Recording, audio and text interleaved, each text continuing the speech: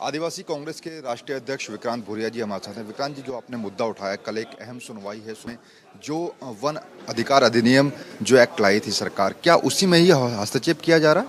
देखिए, ये बहुत बड़ी सुनवाई है कल, क्योंकि अगर ये पक्ष में नहीं गई आदिवासियों के, तो इसमें पूरे देश में 17 लाख आदिवासी परिवार बेघर हो जाएंगे, उनको बेदखल कर दिया जाएगा।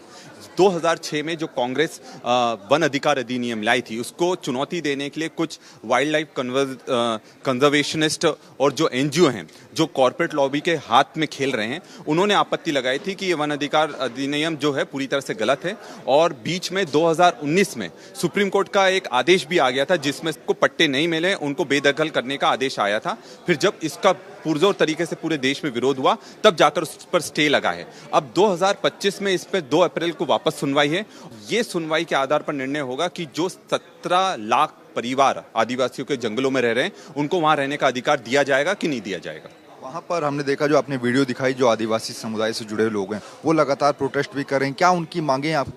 देखिए, हम लगातार उनकी लड़ाई लड़ रहे हैं और उनसे जब भी बात होती है, उनका ये कहना है कि कोई भी संस्थान ये कैसे निर्धारित कर सकता है कि कौन जंगल में रहेगा, कहाँ नहीं रहेगा। तो आप उनको चुनौती अब कैसे दे सकते हैं?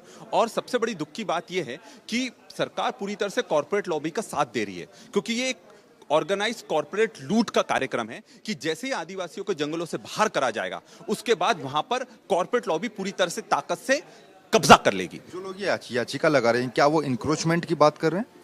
वो लोग ये बोलते हैं कि आदिवासी वहां पर इंक्रोचमेंट कर रहे हैं, वहां पर अतिक्रमण कर रहे हैं।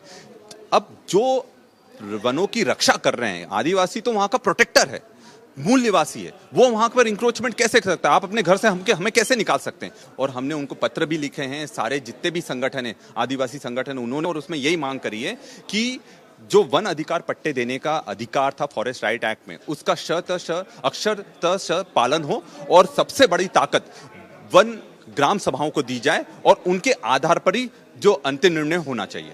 शुक्रिया बातचीत के लिए। कैमरा पर्सन विवेक के साथ नमित त्यागी, जनतंत्र टीवी, दिल्ली।